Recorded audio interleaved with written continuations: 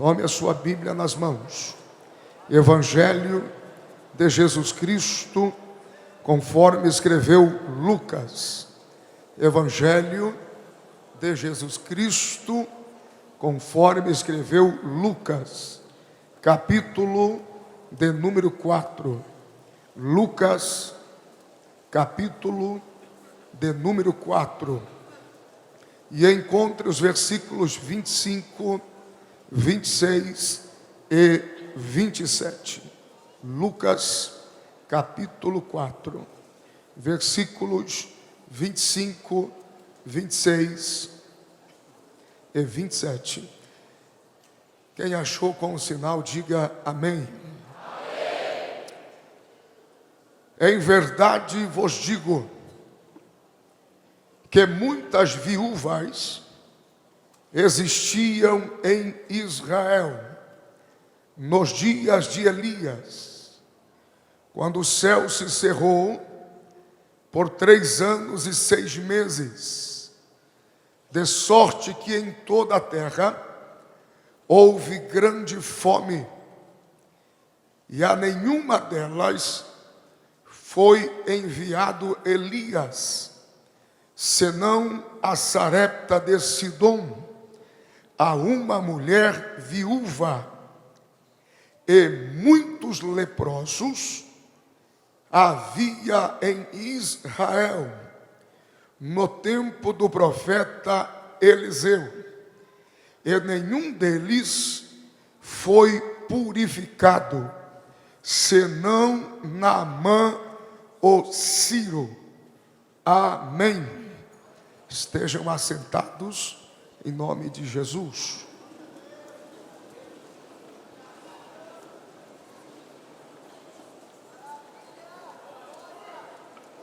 Queridos, eu estou muito feliz por estar com os irmãos.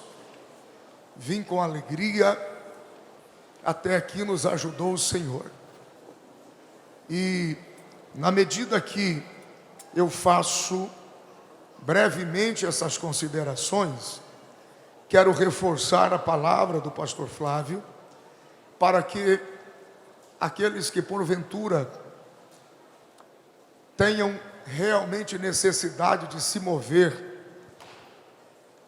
como diz o meu pastor lá em Toronto, a gente não vai pôr uma faca no pescoço, mas se você realmente tem que se mover por alguma necessidade, seja o mais discreto possível, para que não tire a atenção daqueles que estão à sua volta. Quando uma pessoa se move num espaço como esse, ela atrapalha potencialmente 7 pessoas. Quando você se levanta, você acaba de atrapalhar 7 pessoas. Você incomoda os 2 que estão do seu lado, porque você precisa decidir para onde você vai. Você atrapalha quem está atrás, porque ele vai perder a visão. Você incomoda quem está na frente, porque você vai incomodar ele para se posicionar pela cadeira dele. Você vai incomodar o coordenador, que quer saber por que você está saindo. E ao pregador, por que você saiu naquela hora. E ao recepcionista, que vai ficar atento para ver se você não vai aprontar nada lá fora. Então não dá trabalho não, irmão. Ficar quietinho para a gente amar. Né? Fica quietinho aí. Incomoda não dá trabalho não. Depois de grande, dando trabalho. Gente, eu estou brincando, eu estou feliz.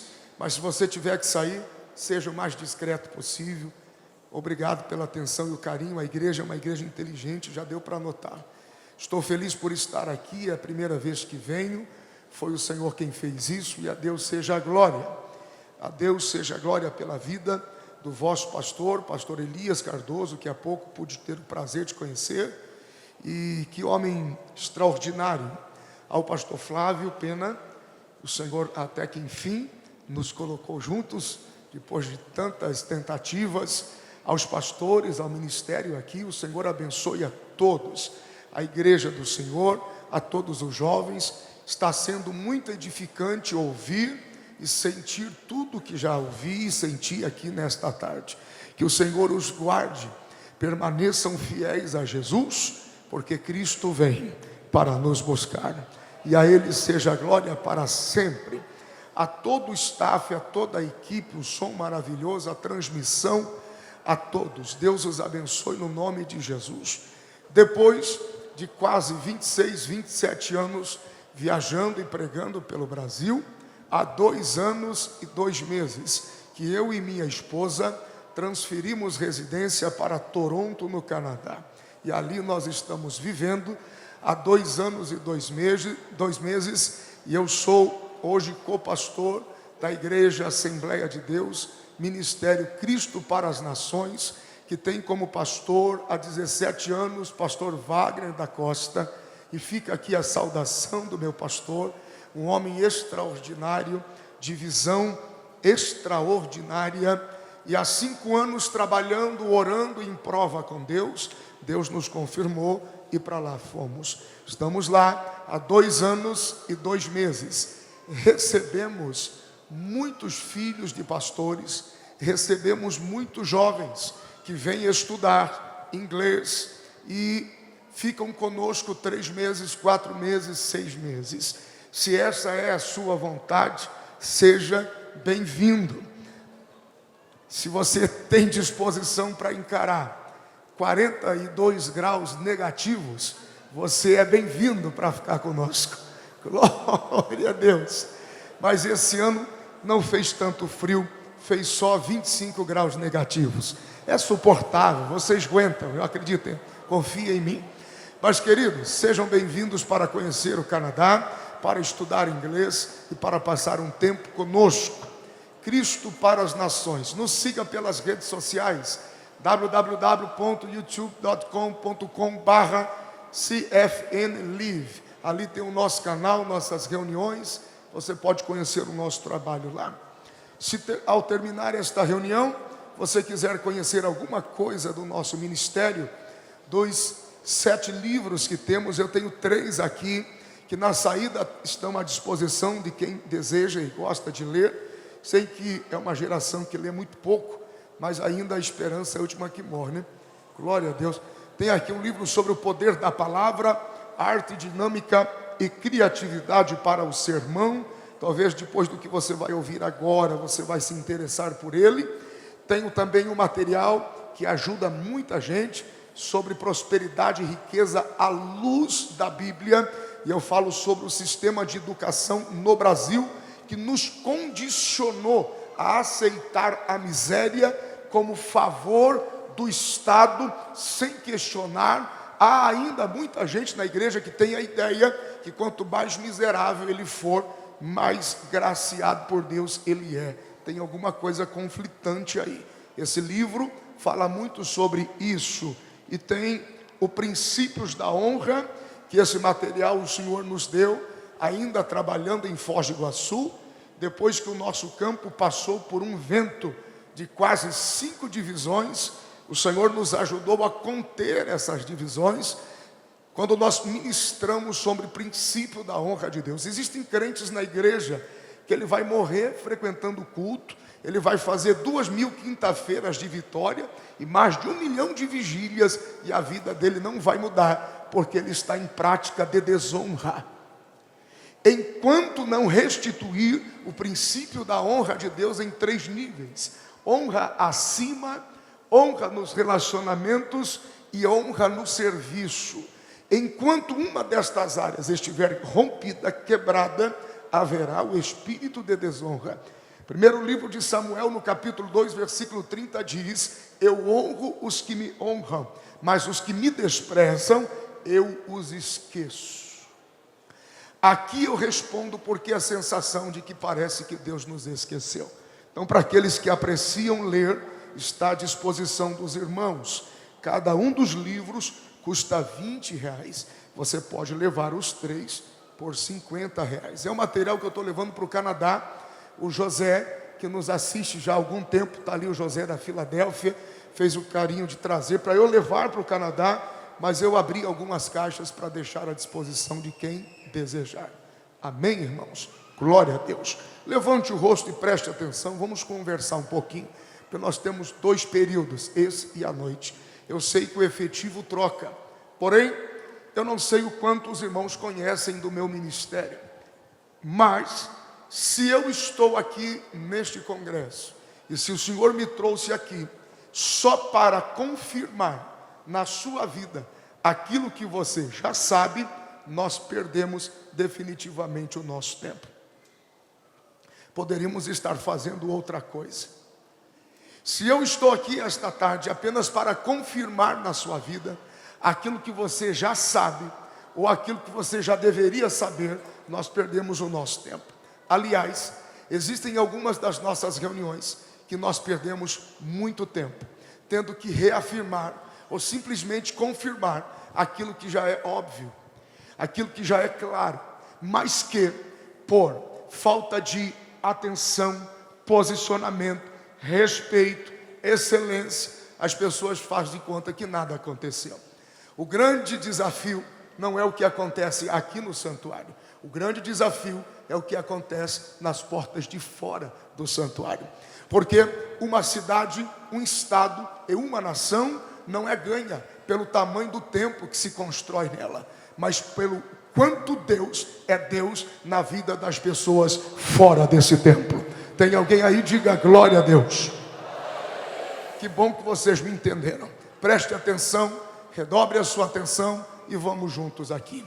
Uma cidade não é ganha pelo tamanho da estrutura institucional que se ergue nela, mas pela influência e presença de Deus na casa de cada crente. Nós não ganhamos uma cidade pelo que construímos como parede. Nós ganhamos uma cidade pelo quanto podemos influenciar na vida das pessoas e o quanto Deus se manifesta através dessas pessoas.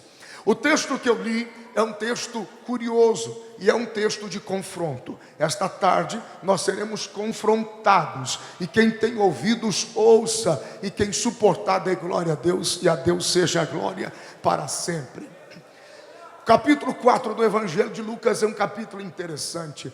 Jesus está vindo do batismo de João e ele vivencia uma experiência poderosa. Ele está agora cheio do Espírito Santo e o próprio Pai é quem dá testemunho do Filho, dizendo: este é o meu Filho amado em quem tenho prazer. Ele agora está cheio do Espírito Santo para curar, para libertar, por liberdade cativos. Eu faço questão de destacar algo aqui, e muitas vezes as pessoas perguntam por que o Evangelho não funciona na vida de algumas pessoas. Nós não podemos deixar de notar o quanto é simples, claro e direto a expressão.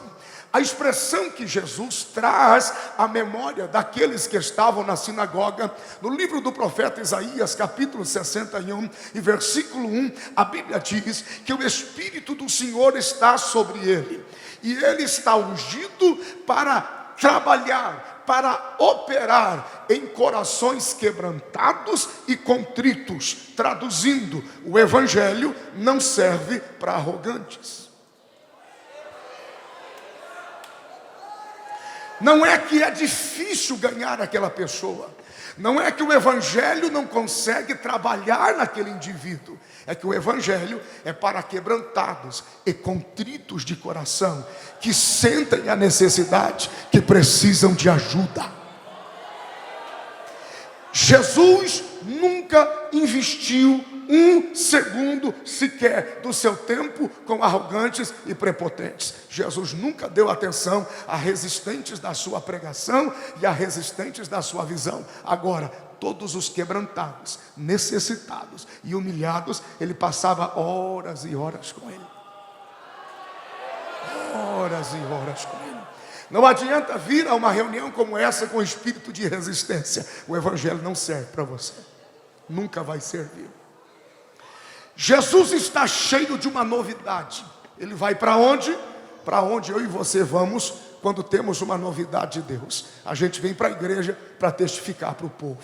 Jesus vai à sinagoga para dizer àquele povo que ele estava cheio de poder, cheio de autoridade, Quem é que esta noite não está aqui, ou neste final de dia, início de noite? Quem é que aqui agora, irmãos, independente do que se cante, independente do que se pregue, no fundo tem muita gente fazendo uma prova com Deus aí. Se é de Deus, vai lá em casa agora. Se é de Deus, fala isso agora. Se é de Deus, faz chover agora. É uma coisa interessante. Quem é que não veio para cá e não precisa de um socorro, de uma intervenção de Deus? Imagina se nós, humanos, homens que somos, pela misericórdia de Deus, o Senhor nos empresta entendimento da sua palavra, e quando nós conseguimos o êxito de comunicar esse entendimento, essa revelação, já criamos já causamos entre o povo. Imagine o próprio Jesus, imagine o verbo falando dele mesmo. Jesus está na sinagoga e ele começa a trazer a seguinte notícia: o Espírito do Senhor está sobre mim, porque ele me ungiu para pregar liberdade aos cativos, para anunciar o ano aceitável do Senhor, para pôr em liberdade aqueles que estão escravos e oprimidos de Satanás. Quantos aí querem receber desta graça? E a Bíblia diz que aquela congregação resiste a Jesus. Então eu não me decepciono quando eu sinto a resistência. Se resistiram a Jesus, por que não me resistem, não é? É comum. Eles resistem a Jesus, e não só resistem a Jesus, como eles estão agora em total desprezo, dizendo: não é o cortador de madeira, o carpinteiro que está falando, não é o filho de Maria, que não tinha nada de louvor, mas era a memória da vergonha da menina que estava grávida, e o pai agora precisa entender que é obra de Deus, mas ele tem que assumir o filho. Então havia um desdém, havia uma desonra no momento em que o Senhor celebrava. De repente, o Senhor diz algumas coisas que, em relação ao contexto geral, parece desconexo. Quando você encontra algo desconexo na lógica do texto que você está lendo, você tem que redobrar a sua atenção, porque você está diante de uma profecia. Primeiro, Jesus diz: em verdade vos digo, que um profeta, ele não é celebrado e reconhecido na sua terra, ele não tem honra entre a sua família. Nunca usou tanta coisa. Os homens ficaram alvoroçados: vamos precipitá-lo, vamos jogá-lo pelo abismo. O Senhor observa a reação da sinagoga. De repente a memória de Jesus começa a trabalhar, e na memória de Jesus ele diz o seguinte: enquanto eu olho para vocês, eu me lembro de Elias. E do que é que o senhor se lembra de Elias? Do fogo? Dos profetas? Não, eu me lembro de fome, e me lembro de viúvas. Desconexo. O que Jesus está dizendo? Mas não me lembro de todas as viúvas, de uma em especial, a de Serepta de Sidom. E enquanto continuo olhando para vocês, eu me lembro de Eliseu. Do que? Da duplicidade dos milagres, da duplicidade dos sinais, da capa do Jordão que se abriu? Não. Enquanto eu olho para vocês, eu lembro de Eliseu, e eu penso em lepra. E lembro da lepra dos dias de Eliseu. Mas lembro de alguém especial, de Naamã, o general sírio. E de repente, o Senhor para de lembrar qualquer outra coisa. E ele encerra o raciocínio, e tentando precipitar, ele entre a multidão passa, vai e não pode ser notado. Ninguém mais podia vê-lo. Por que esse texto está aqui? Por que é tão relevante para esse tempo? Lembra quando eu disse: se eu estou aqui só para confirmar o que você já sabe? Você percebeu como você percebeu como a igreja responde ao comum, de forma comum, pelo óbvio? Então preste atenção, que eu tenho uma palavra de Deus para a sua vida. Esses dias são dias muito difíceis. Em nenhum outro tempo, a igreja, a fé e a palavra de Deus foram tão confrontadas e tão desafiadas. A igreja corre um risco a qualquer momento de se tornar meramente efeito natural. Não vale a pena continuar teorizando sobre um Deus que não se pode senti-lo na prática, porque falamos de um Deus vivo, falamos de um Deus que é vivo. A memória de Jesus trabalha de uma forma profética e confrontadora, porque à medida que Jesus traz à sua memória esses dois homens do Antigo Testamento, Jesus não traz uma memória aleatória, saltitante, mas ele traz uma memória conectada, sucessiva, coerente. Jesus não está dizendo, eu estou me lembrando de Noé e me lembro muito bem de Ezequiel. Não, exatamente agora me vem à memória Daniel e eu quero destacar alguma coisa sobre Malaquias. Não, ele faz uma lembrança coerente. Ele lembra de Elias e ele lembra de Eliseu. E esses dois indivíduos estão conectados pelo laço da sucessão, pelo laço da continuidade geracional. Se ele tivesse isolado personagens do Antigo Testamento, então não teria necessidade de essa compreensão. Ele poderia ter isolado, eu estou me lembrando de Moisés, e estou me lembrando de Davi, eu estou me lembrando de Josué, e estou me lembrando de Sansão, eu estou me lembrando de Baraque, e estou também me lembrando de... Ele não isola as pessoas, ele traz indivíduos que estão conectados, e conectados pela expressão máxima, pelo elo da sucessão, da continuidade geracional. E é isso que nós estamos falando esta tarde, sobre o desafio da continuidade geracional de um povo, de uma geração. Jesus é radical quando ele encerra a sua memória. Porque assim como Elias e Eliseu estão conectados geracionalmente, a título de sucessão e continuidade de unção e expressão geracional, quando ele menciona Eliseu, é tudo o que ele quer mencionar, e ele simplesmente se nega a continuar lembrando. Pelo amor de Deus, em outras circunstâncias, por muito menos, Jesus fez menção e memória de outros indivíduos. Agora, por que ele simplesmente se nega a lembrar? De quem que eu estou falando? Daquilo que seria potencialmente o elo de conexão, de sucessão geracional. Quando chega em Eliseu, Jesus não quer se lembrar de Geazi. Outras figuras com menor expressão ou maior vergonha do Antigo Testamento, ele mencionou. Mas ele chega em Eliseu e diz, é até aqui que eu me lembro. Daqui para cá, não consigo lembrar nada de bom. Não há nada que me venha à memória que justifique mencionar o nome de Geazi. Por quê?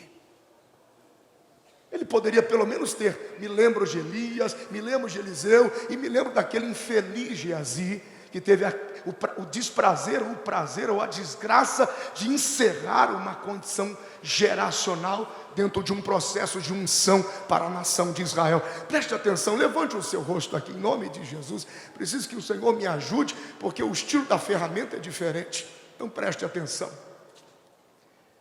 A Bíblia diz no segundo livro dos Reis, no capítulo de número 5, para lembrarmos da história, que aquele general Naamã, que agora convivia com a sua lepra, e de toda forma não queria que aquilo se manifestasse, porque seria a sua vergonha e a sua ruína, ele recebe a graça de Deus de ter dentro de sua casa uma escrava de Samaria, que nunca falou com ele, mas disse à mulher, se o meu Senhor conhecesse o homem de Deus que temos em Samaria, ele falaria com Deus a respeito do meu Senhor, e lhe diria, ele traria, ele liberaria uma palavra, e ele ficaria completamente limpo.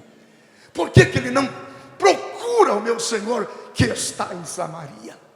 Ele foi convencido e entendeu, por que não? E vai agora na mão general, em busca da sua solução, do seu socorro, do seu milagre. Quando ele chega lá, ele não é atendido por Eliseu, mas simplesmente o recado de que ele deveria descer ao Jordão, mergulhar 7 vezes e sair de lá limpo. Ele questiona, como todo indivíduo prepotente que quer questionar o formato de Deus agir. Geralmente, a atitude prepotente da simplicidade de Deus trabalhar tem 3 níveis de questionamento. Primeiro, quando ele recebe a palavra dizendo, vai mergulhar ao Jordão, ele começa a dizer assim, eu pensava que o profeta viria até mim e colocaria sobre mim a mão e me declararia limpo diante de todos. Geralmente o prepotente tem essa disposição de achar que ele pensa e tudo tem que ser como ele pensa, e ele aprende que as coisas não são como ele pensa. As coisas nem sempre são como você pensa. Segundo, eu tenho rios, eu tenho Abana e Farpar, eu tenho como celebrar, eu tenho águas mais agradáveis. Por que eu preciso me sujeitar a esse Jordão sem expressão? Geralmente as pessoas vêm e ficam nessa disputa. Se eu estivesse aqui, se eu estivesse lá, se eu fosse aqui, se eu fosse lá, se eu tivesse casado com essa ou casado com aquela, se eu fosse dessa igreja ou daquela igreja, fica dividindo o seu coração. Querido, se fosse para estar lá, você estaria lá. Já que você está aqui, o lugar é aqui, a obra é aqui, o processo de Deus é aqui. Então aceite o governo de Deus aqui. E já que você veio, não custa. Se te pedisse algo maior, não faria. Então já que você veio, mergulha, porque é de lá que vem vitória de Deus para a sua vida. Tem alguém até aqui? Diga glória a Deus. Dá uma mergulha por 7 vezes, e quando ele sai da água na última vez está limpo. Ele está emocionado, o coração dele está tocado. Ele vai ao homem de Deus e diz, quanto custa isso? E o homem de Deus diz, nada. Então me permita levar a terra de Samaria, porque aonde eu chegar, vou erguer um altar e declararei em alto e bom som, só o Deus de Eliseu é Deus nessa terra, e vou dar testemunho do que eu vivi aqui. Pode levar. De longe, Geazi observava. De longe. Que velho caduco. Não aguento mais ficar andando por essas campinas e dormindo em montanhas e deserto. Essa é a hora da gente fazer a bolsa, encher os bolsos e sobressair. Vamos nos aproveitar, a gente tem que ganhar dinheiro com isso. E ele de longe observava. De repente o general se ausenta e Geazi corre atrás do general. Primeira manifestação, espírito de mentira. Irei em nome do Senhor. Deus nunca mandou. Quando ele chega e o general o reconhece, porque era servo do profeta, o meu Senhor me mandou. Mentira. Ninguém mandou. Continua a mentira. É porque existem uns moços que vieram, estão com frio, passam por necessidade. História triste. Tens aí uma prata, um ciclo é suficiente, talvez algumas túnicas, uma roupa, qualquer coisa, sem incomodar.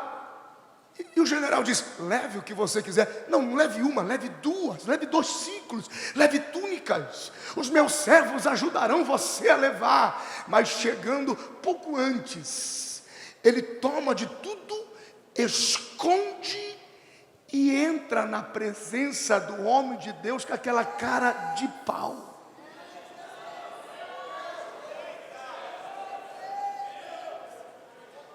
Vai dar tudo certo. Vai dar tudo certo. Para a gente colocar a nossa... Geazi. Por onde andava?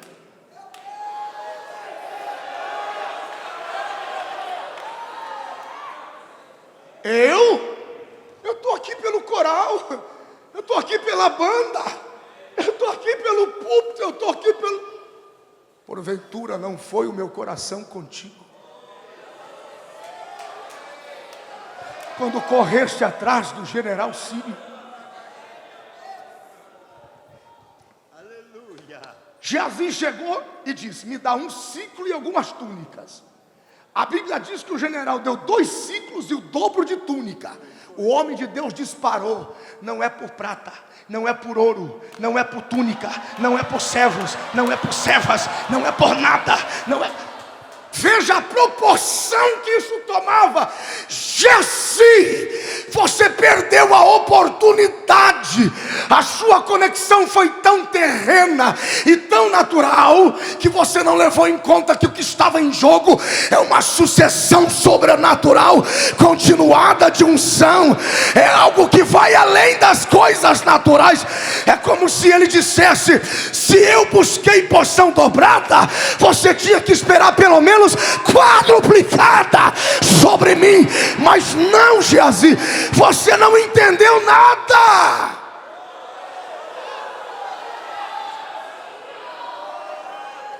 Todo esse tempo aqui dentro, você não entendeu nada. Homem de Deus não pode abrir a boca. Ele abre a boca e diz: por causa disto, a lepra de Naamã vai se apegar em ti. Se fosse só isso, Alisson, estava bom. Mas o profeta vai mais longe. E enquanto houver gente sobre a terra, haverá gente igual a você.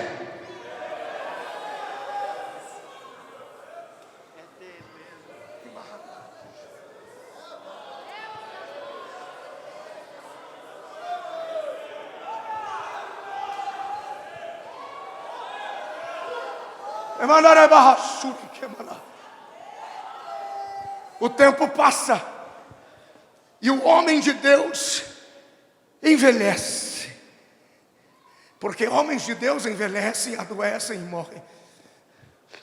Profetas também morrem. Mas o que mais?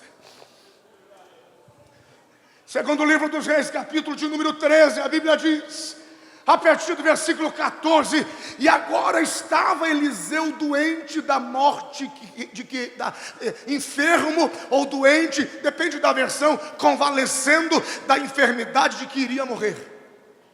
Ele está sozinho. O moço do capítulo 6 do segundo livro de Reis não é mais Geazi, é um outro moço da visão das carruagens. Ele está sozinho. A transferência da unção está comprometida. Não existe ninguém gerado nele. Não existe ninguém com extensão geracional que respirou com ele, que suou com ele, que caminhou com ele. Não existe. Ele está sozinho, ele está morrendo e a unção está sendo implodida nele. Ele não consegue essa transferência, e a Bíblia diz que Jeoás ouve que o homem de Deus está morrendo, e ele desce até a presença do homem de Deus e se sensibiliza, porque quando ele chega a Eliseu, ele tenta chamar a atenção de Eliseu, mas Eliseu não responde. Ele está convalescendo. Versículos seguintes, instantes depois ele vai morrer. Então Jeoás ativa na sua memória a senha que provoca a abertura sobrenatural do portal sobrenatural de Deus, que ativa a sucessão geracional pela unção. Ele chega junto do profeta e usa a mesma palavra, a mesma expressão: meu pai, carros de Israel e seus cavaleiros. Aleluia. Quando ele ativa a mesma frase da transferência de Elias sobre Eliseu, Eliseu recobre ânimo e diz: quem está aí?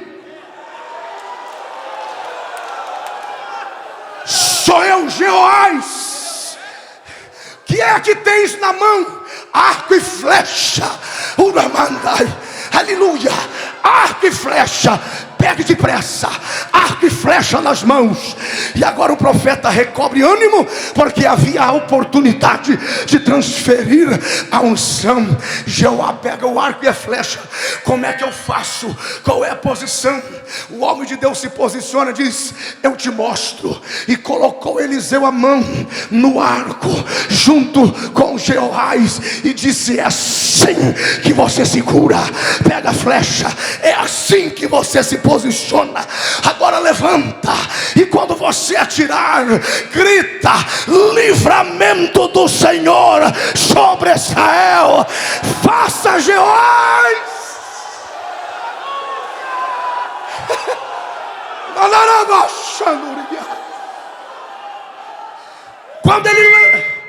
Quando ele lança a primeira, o profeta solta as mãos e volta ao leito. Quando ele lança a segunda, o profeta suspira. Jeoás se preocupa. Ele lança a terceira. Ele não consegue ouvir o profeta. Ele desiste do arco e lança, ou do arco e flecha, e ele corre ao homem de Deus. E ele diz: por favor, fala comigo. Mas a Bíblia diz que o homem de Deus fica irritado. Ele fica nervoso. Ele diz: o que você está fazendo aqui? Era para você estar tirando as lanças, as flechas. E ele pergunta: quantas vezes feriste a terra? E Jeoás disse: 3 vezes. E o homem de Deus diz: não. Antes fosse 5 ou 6. Agora só por 3 vezes vencerá teus inimigos. E tendo dito isto, morreu.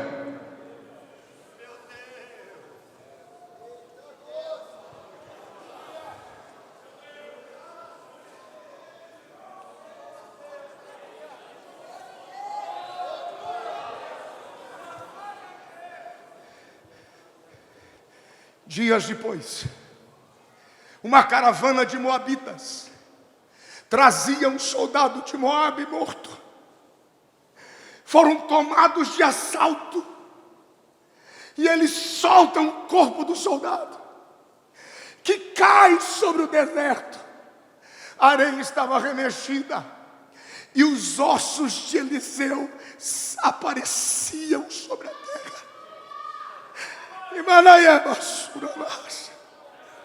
E quando o moabita tocou nos ossos do profeta, diz a Bíblia, tocando nos ossos, o espírito de vida voltou nele e ele reviveu, e agora estava cheio de vida.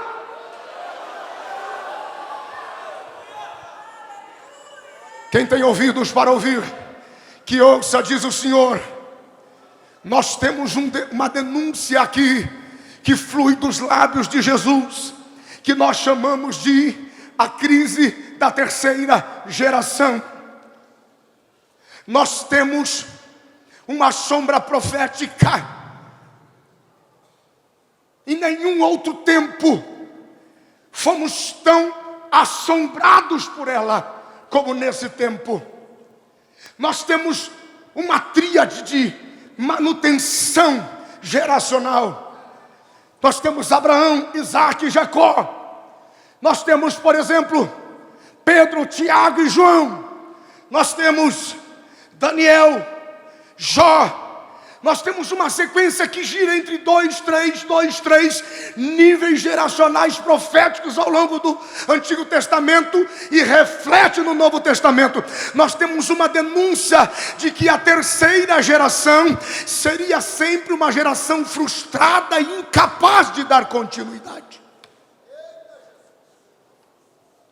Uma geração equivocada, em que a memória não valeria a pena registrar, sem continuidade. Nós vivemos um dos tempos mais difíceis. Em nenhuma história do avivamento mundial, leitores, preste atenção, em nenhuma história do avivamento mundial, ao redor do mundo, nenhum avivamento no mundo durou mais do que 100 anos. E eu não estou falando desse tempo. Eu estou falando de John Wesley. Eu estou falando de centenários proféticos. Jerônimo Savonarola.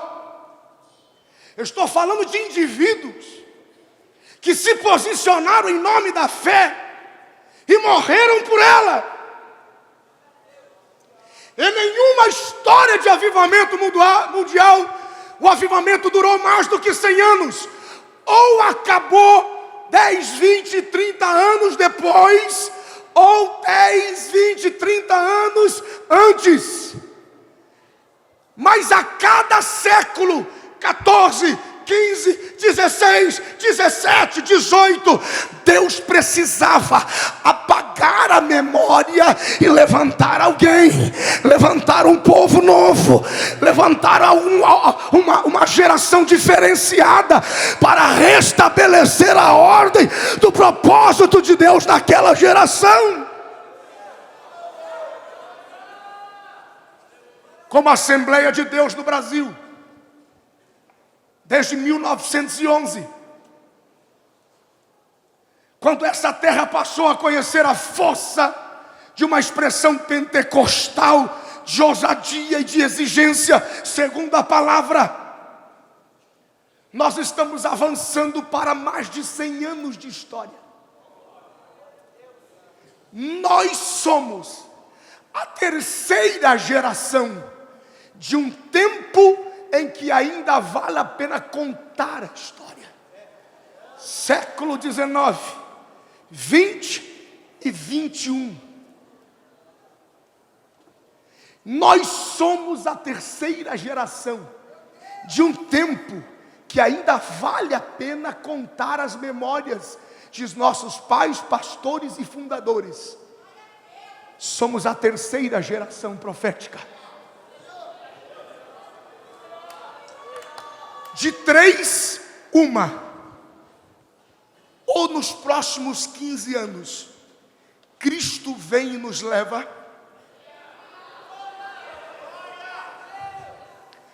Ou Deus vai fazer por nós algo que nunca fez pelas outras que deram a vida, porque a gente não deu nada ainda.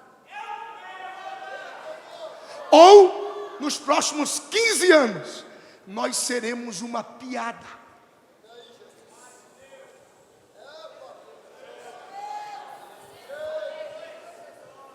É diferente do receba, né?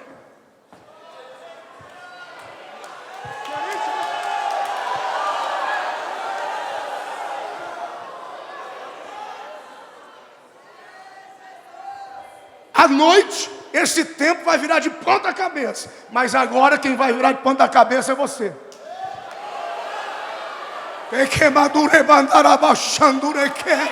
Aleluia. Eu nunca vi um tempo de tamanho envolvimento com pornografia, prostituição, promiscuidade, lesbianismo, homossexualismo dentro da igreja, casais que não se seguram, famílias que não têm estabilidade, falta de compromisso, falta de transparência, falta de verdade. É uma coisa horrível. Eu nunca vi um tempo tão difícil, mas eu vim aqui esta tarde profetizar que eu não nasci em uma geração para nadar e morrer na praia. Eu quero chamar mais alguém. Pelo amor de Deus, a unção não pode morrer nos nossos ossos.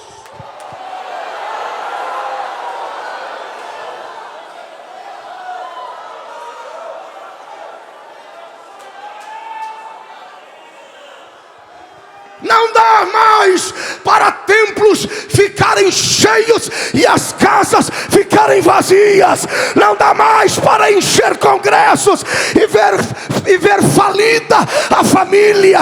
Nós queremos um templo cheio, mas uma casa transbordante da santidade e da glória do Senhor. Tem alguém aqui que me entende? Diga glória a Deus.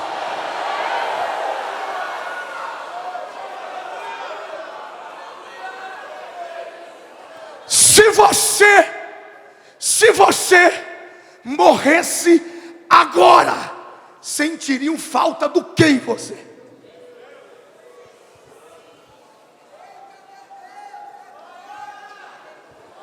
Você já visitou velório de filho rebelde? Você já visitou funeral de filho rebelde? Graças a Deus morreu. Isso era a vergonha do pai. Olha, Deus levou livramento para a mãe. Nossa, essa mulher chorou demais. Graças a Deus está indo rápido. Isso era a vergonha da igreja. Homem mentiroso, ô mulher imunda, pelo amor. Você já visitou funeral de gente que deixou história? Já? Não? Qualquer um? Não? Você já conversou com ele? Meu Deus, olha aqui o que ele fazia.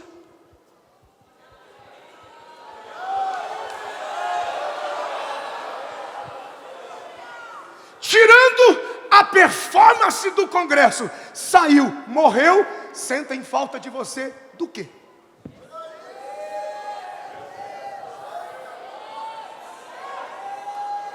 Do quê? Do que vão sentir falta? Eu tenho um amigo, um homem de Deus, pastor Jean Porto. Somos amigos há muitos anos lá do Paraná. Jean foi a Israel. Semana passada nós conversávamos, preocupados com essa geração. Eu comecei a pregar em congressos, eu tinha 14 anos de idade. Nunca mais parei. Já se foram quase 32, 33 anos de congressos pregados. E eu conversava com o Jean e dizia: Jean, está muito difícil, amigo. A gente volta 2, 3 vezes no mesmo lugar. E você tem a nítida sensação que você perdeu o seu tempo. Parece que nada do que foi dito foi levado em conta. Então a gente se vê obrigado a reafirmar, a confirmar aquilo que todo mundo já sabe. É um chover no molhado. Falei, às vezes dá vontade de mandar um DVD e diz: coloca no culto, que vai ficar igual. Aí o Jean disse que não, calma, tenha paciência. Porque a gente para pensar na realidade. É mais do que vir aqui e mover, pegar a oferta que a igreja normalmente nos dá e ir embora, e que vocês se virem. Isso não é o meu compromisso. Nós somos uma geração que precisamos deixar uma história. Se o Senhor vai nos manter até o arrebatamento, seremos mantidos com uma história de cabeça erguida, sem vergonha nenhuma, de que honramos a Deus em todo o tempo, de que a nossa casa, a família, os nossos filhos tornaram-se herança do Senhor. Ah, meu Deus, tem alguém aí? Aí o pastor Jean disse assim: Benhu, eu fui a Israel o ano passado, e junto de Jericó, eu visitei um pequeno campo de trigo, e havia um judeu nos ajudando no passeio em Israel. Aí, Benhu, eu lembrei e perguntei para ele: qual é a diferença entre o joio e o trigo? Se você buscar no Google, ou se você já viu, quando você coloca o joio e o trigo juntos, você se confunde, porque na primeira vista não tem diferença alguma. Não há diferença, a não ser por 2 coisas. Primeiro, Jean me disse 2 coisas que me chamou a atenção, Benhu. Primeiro, quando você pega o joio na mão, Mateus capítulo 13, versículo 25. E dormindo os homens, veio o inimigo e semeou no meio do povo o joio. Dormindo os homens, veio o inimigo e semeou o joio. Quando você pega o joio, você olha para os bagos onde deveria ter semente. Primeira característica do joio: ele não tem semente nos bagos, porque joio não deixa história, joio não tem trajetória, joio não tem marca, joio não tem continuidade, joio desaparece e não se sente a falta. Quando você pega o mesmo semelhante, mas agora o trigo, ele está repleto de sementes, porque dá continuidade à história e continua-se a memória. Segundo, que é mais interessante, quando vem uma tempestade, quando o vento sopra forte, o joio é arrogante, ortodoxo, religioso, prepotente, resistente, ele fica durão. A tempestade passa, quebra ele, quebra a casa, quebra a família, quebra os filhos, quebra os negócios, quebra, tritura, joga tudo pelo chão, porque é arrogante. Mas quando o vento sopra, o trigo, ele vai se prostrando, ele vai se prostrando, ele vai se prostrando, ele vai se prostrando, se prostrando. O vento sopra, sopra, depois que passa, ele se ergue, cheio de história. Aleluia. Levante as duas mãos lá em cima. Como é que venceremos como geração nesse tempo? Prostrados diante do Senhor, para que quando o vento passar, nós nos ergamos à presença de Deus. Quantos podem dizer glória a Deus por isso? Alguém pode dizer aleluia?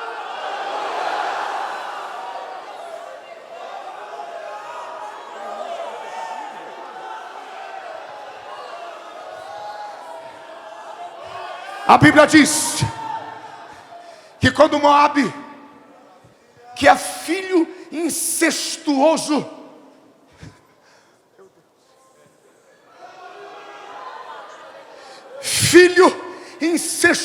de Ló e sua primogênita, porque existem igrejas que no desespero para manter a imagem de que Deus está, ela usa meios ilegais para manter a imagem de que o Senhor está. Tem igrejas que se escondem atrás de congressos, escolas bíblicas, eventos e programas denominacionais, litúrgicos denominacionais, para poder deixar a tradução de que o Senhor está ali.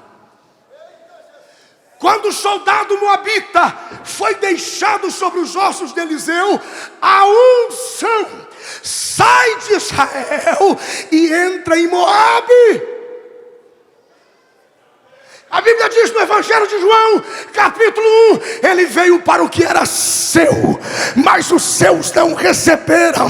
Mas todos os que o receberam, deu-lhes o poder de serem feitos filhos de Deus, a saber, os que creem no seu nome. Deus já fez isso uma vez.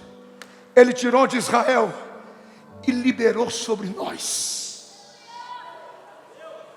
moabitas, que vêm do pecado, de pai e mãe, que nunca conheceram a Deus, talvez quase todos, mas ele tira a unção de Israel que despreza e libera sobre nós e sobre a igreja dos gentios.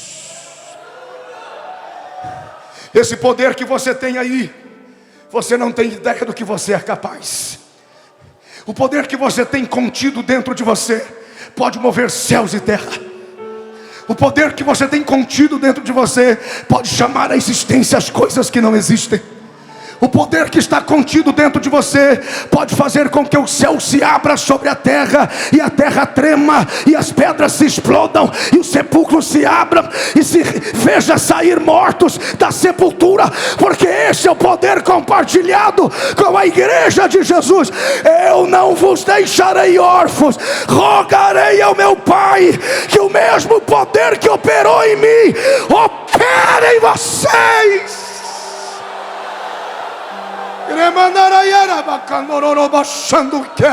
Eu vim aqui esta tarde dizer a alguém, não sei se a todos, mas eu vim dizer a alguém esta tarde: nós somos a geração do arrebatamento de Deus, a geração do avivamento profético, a geração do avivamento apostólico geracional. Nós deixaremos uma história de poder e de honra e de graça e de salvação e de multiplicação no nome de Deus, porque eu não nasci para nadar e morrer na praia.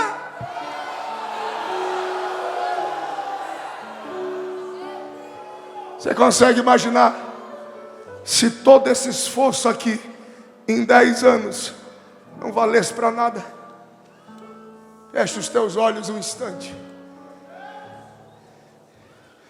Coloque as duas mãos no seu coração. Só os espirituais.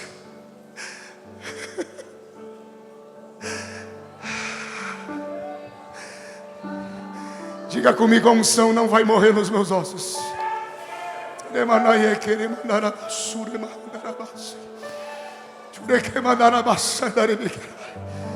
Para de ser um pregador previsível, vai para a oração.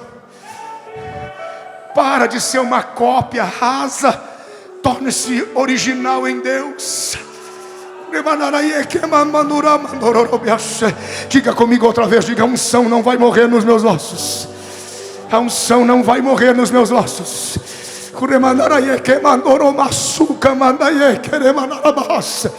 Que o Senhor te levante esta tarde. Que o Senhor levante o seu ministério esta tarde. É bem verdade que não são todos, mas pelo menos alguns aqui. Levante-se esta tarde como evangelista de curas e milagres. Levante-se esta tarde com dons sobrenaturais de Deus, que a igreja espera ver e que o mundo necessita conhecer. Levanta-te esta tarde como uma mulher de Deus, como uma moça de Deus, escondida na graça do Senhor, virtuosa, porque quem a achará? O seu valor excede a rubis. Levante-se nesta tarde, moço e moça, como homem de Deus na terra, e pregue, profetize e adore, até que todo o Brasil e o mundo saiba que Jesus é o Senhor e a vitória é nossa. Pelo sangue de Jesus, fica de pé comigo em nome de Jesus.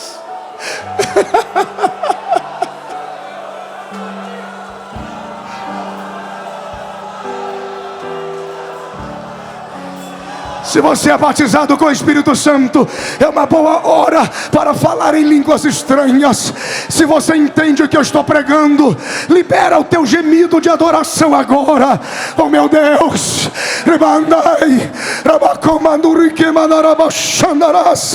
aleluia, aleluia. Meu Deus, restitui esta casa, este casamento. Que tempo é esse? Casamentos falidos que não duram 3 anos, não duram 5 anos. Meu Deus, quando eu digo que eu estou completando 23 anos de casado, as pessoas dão risada. Clama pelo sangue de Jesus agora. Diga, grita aí dentro de você: a unção não vai morrer nos meus ossos. Meus pastores não verão a minha ruína. Eu não serei objeto de vergonha. Aleluia. Eu serei um canal de Deus.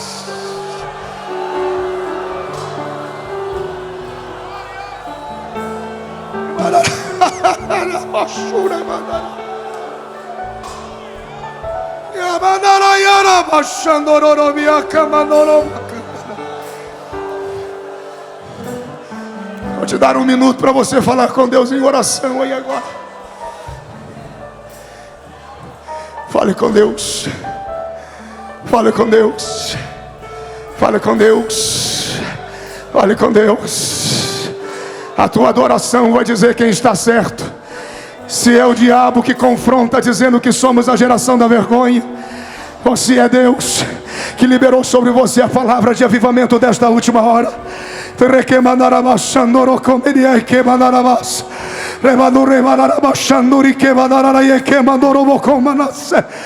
Aleluia, aleluia.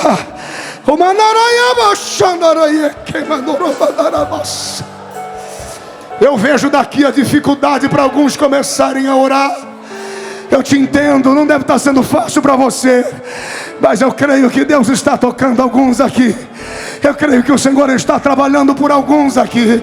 Eu creio que Deus está atendendo a oração de muitos irmãos da igreja que orando e jejuando diziam: falam com teu povo, fala com teu povo, fala com teu povo. Eu libero esta palavra sobre a sua vida em nome de Jesus. A unção não vai morrer nos ossos.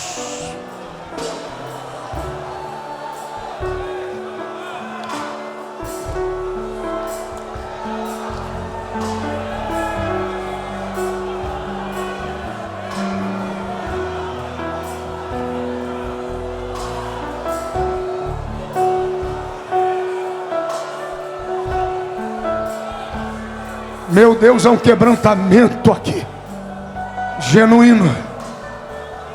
Levante as duas mãos lá em cima, bem alto,